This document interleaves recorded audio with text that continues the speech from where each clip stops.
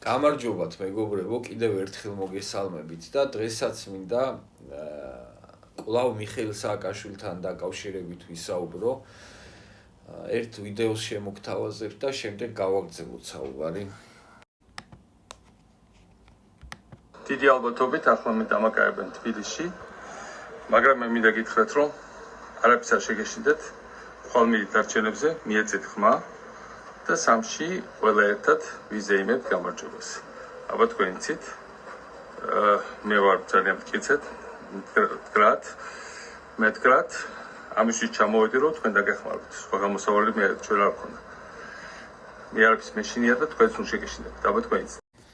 მოკლედ რატომ გადავწყვიტე ამ ვიდეოს თქვენთან ერთად ნახვა? აქ მთავარი არის ის, რომ სააკაშვილი ყურადღებას ამახვილებს იმაზე, რომ მეო იმისთვის ჩამოვედი საქართველოსშიო, რომ თქვენ დაგეხმაროთ. სწორედ აი ამ წინადადების გამო გადავწყვიტე და ჩავთვალე საჭიროდ, რომ ეს ვიდეო მიმართვა კიდევ ერთხელ გვენახა. სინამდვილეში რისთვის ჩამოვიდა სააკაშვილი საქართველოსში? მართლა იმისთვის, რომ დახმარებოდა ხალხს და ჩვენ დედასამშობლოს, თუ იმისთვის ჩამოვიდა, რომ პირიქით აერია სიტუაცია საქართველოში. მე პირადად დარწმუნებული ვარ მეორე ვარიანტში, კერძოდ იმაში, რომ მიხეილ სააკაშვილი თავისმა პატრონებმა სწორედ იმის გამო გამოაგზავნეს საქართველოში, რომ აერია სიტუაცია და საქართველოდან გახსნილიყო რუსეთის წინააღმდეგ მეორე ფრონტი, როცა ამისთვის მომწიფდებოდა სიტუაცია. რატო არ ამაში დარწმუნებული? მოკლედ აი ბევრი რო არ მოუყვე ახლა და ჩემი დამოკიდებულება და აზრი კარგად იცის ჩემმა მსმენელმა და გამომწერებმა სააკაშვილთან დაკავშირებით. რაღა მაინც და მაინც უკრაინაში რუსეთის ესე იგი ფართომასშტაბიანი სამხედრო ოპერაციის და პირდაპირ ომის დაწყებამდე დაახლოებით 5 თვით ადრე ჩამოვიდა სააკაშვილი საქართველოში. რატომ და იმიტომ, რომ სააკაშვილმა ძალიან კარგად და ზუსტად იცოდა, რომ უკრაინაში დაიწყებოდა ომი, შესაბამისად მანამ სანამ უკრაინაში ომი დაიწყებოდა, მიშა უნდა ჩამოსულიყო საქართველოში და აქ უნდა აერია სიტუაციის არევაში გულისხმობ იმ პროცესებს, რა პროცესებიც ჩვენ არაერთი ვიხილეთ ხო საქართველოში, არაერთი არევის და გადატრიალების მცდელობა, მათ შორის არჩევნების შემდეგ ცეცხლწაკიდებული პარლამენტის შენობა, ხო? რაღაცა ვითომ მაშხალები და იმის აქციის ატრიბუტებს რო ეძახდნენ და სინამდვილეში რა პროცესებიც განვითარდა პარლამენტის წინ იმ დღეებში ყველა კარგად ხედავდით, ხო? შესაბამისად, სწორედ აი ამ დღეზე ამახვილებდა სააკაშვილი თავის მიმართვებში ყურადღებას, რომ სამ რიცხვში უნდა, ესე იგი, ბევრი ყოფილიყვნენ და რომ სამ რიცხვში სააკაშვილიც მათთან ერთად იქნებოდა. აი ეს ვიდეოც ერთად ვნახოთ, ძალიან მოკლე ფრაგმენტი, აი ამ სამ რიცხვთან დაკავშირებით. ორში მივიდეთ არჩევნებზე და ყველა ხმა მიცეთ ნაციონალურ მოძრაობას. არავითარ შემთხვევაში არ მიცეთ ხმა ივანიშვილს, მივიდეთ ბევრი. ეს არის გადამწყვეტი არჩევნები საქართველოსთვის, მართლაც.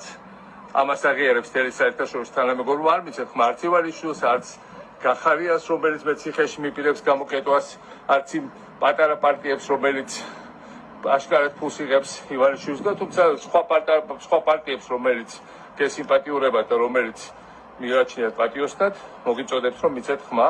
მაგრამ რა თქმა უნდა პირველ რიგში თბილისში ნიკამელიას, ზოგადად ნაციონალურ მოძრაობას და შემდეგ უკვე ორ რიცხვში ხმის დათვლებს ერთად ვაკეთებთ და სამ რიცხვში ვიკრიფებით რუსთავის თავისუფლების მოედანს და გავახსოვთ და როცა ვიქნებით 100,000 კაცი დარწმუნებული ვარ, რომ ჩვენ დამარცხებელი ძალა არ იქნება და მეც რა თქმა უნდა შემოგიერთებით. მოკლედ აი ეს გახდათ რეალური მიზეზი აი ამ არამზადის საქართველოში ჩამოთრევის და ამიტომ გამოაგზავნეს მისმა პატრონებმა. წარმოიდგინეთ ეხა სამში აი იმ საგიჟეთში რაც ხდებოდა, ხო, ყველას გვახსოვს, ხო? რუსთაველზე, იქ რო სააკაშვილი გამოჩენილიყო და მისულიყო, ხო წარმოგიდგენიათ, კიდე უფრო როგორც ცუდად განვითარდებოდა იქ პროცესები და კაცმა არ იცის რა უბედურება დატრიალდებოდა ამ ქვეყანაში. შესაბამისად, აი ამ უბედურების დასატრიალებლად გამოაგზავნეს მიშიკო მისმა პატრონებმა და ზოგადად მიშას იყენებენ მისი პატრონები აი ამ უბედურებების დასატრიალებლად სხვადასხვა ქვეყნებში და არეულობების შესატანად სხვადასხვა ქვეყნებში და სხვადასხვა პოლიტიკურ წრეებში. მიშა არის ნომერ პირველი ამრევი რა და არ ვაჭარბებ ამას რო ვიძახი და კი ნამდვილად აი სპეცია, მასტერია არევაში, განხეთქილებების შეტანაში და რა ვიცი, გრევაში და უბედურებაში. ეს არის სააკაშვილის ბუნება. სამწუხაროდ ამ ქვეყანაში არიან ადამიანები, ვისაც იმის სჯერა, რომ რაღაცა სააკაშვილი მართლა იმიტომ ჩამოვიდა აქ, რომ ქართველებზე გული შეტკივა და საქართველოზე გული შეტკივა და რაღაცა სიკეთე უნდოდა რომ მოეტანა საქართველოსთვის. არა მეგობრებო, რა თქმა უნდა, არა და ერთადერთი მიზნით და მიზეზით ჩამოვიდა, როგორც უკვე არაერთხელ აღვნიშნე და ეს იყო ის, რომ საქართველოში მოემზადებინა სიტუაცია იმისათვის, რომ საჭიროების შემთხვევაში, როგორც კი მომწიფდებოდა სიტუაცია საამისოდ, მეორე ფრონტი გახსნილიყო საქართველოდან. ხა იმაზე საუბარი რომ აქედან მეორე ფრონტის გახსნა არავის არ აწყობდა, ეს არის სისულელე, ერთი მიზეზი დამისახელეთ, მაგალითად ევროპის ქვეყნებს ან ბრიტანეთს რატომ არ უნდა აწყობდეს ის, რომ საქართველოს მხრიდან მეორე ფრონტი გახსნილიყო რუსეთის წინააღმდეგ. ერთი მიზეზი დამისახელეთ, რატო არ უნდა აწყობდეთ და მე დაგისახელებთ 1000 მიზეზს, რატო აწყობდათ ეს და დღემდე რატო აწყობთ. დიახ, ეს არის მიზეზი სააკაშვილის საქართველოში ჩამოთრევის ერთადერთი მიზეზი და სხვა არანაირი მიზნით სააკაშვილი არ ჩამოსულა და უფრო მეტიც თავისი ინიციატივით ვერასოდეს ვერ ჩამოვიდოდა, ვერ გაბედავდა მიშა. უბრალოდ მისმა პატრონებმა გამოაგზავნეს და სხვა გზა არ დაუტოვეს და თან იცოდა რომ უეჭველად უკრაინაში ომი დაიწყებოდა და იმ შემთხვევაშიც თუ კი მიშას დაიჭერდნენ, ასე ფიქრობდა მიშა, თუ ის საპატიმროში ეყოლებოდათ უკრაინაში ომის დაწყების შემდეგ მაინც გამოუშვებდნენ, ასევე მიშამ კარგად იცოდა რომ საქართველოში იქნებოდა არაერთი მცდელობა ხელისუფლების დამხობის და გადატრიალების და გარანტიას აძლევდნენ მისი პატრონები იმისა, რომ არავინ არ დატოვებდა მიშას დიდი ხნით საპატიმროში და რომ ნებისმიერ ფასად მას დაიხსნიდნენ და გამოიყვანდნენ საპატიმროდან და სწორედ ამიტომ გაბედა.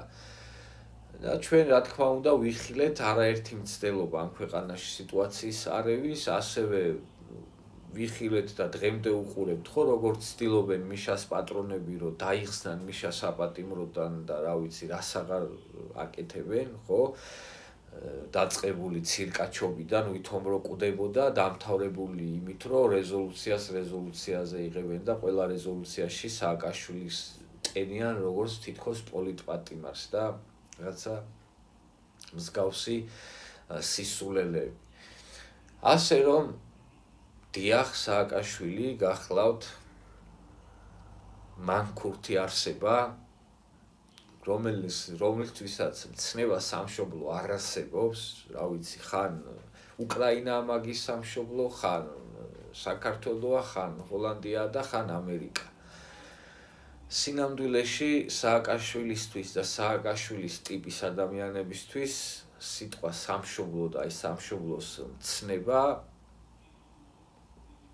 წარმოუდგენელი რამაა, რომ გააზრებული ქონდეთ და გათავისებული ქონდეთ რა, არ მჯერა მე ამის და თქვენც, რა ვიცი, გირჩევდით, რომ ნუ დაიჯერებთ იმას, რომ სააკაშვილის სამშობლო არის საქართველო.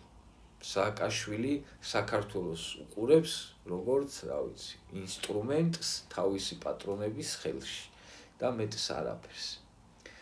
ეს არის მეგობრებო და დაგემშვიდობებით, ეხლა კარგად გრძანდებოდეთ.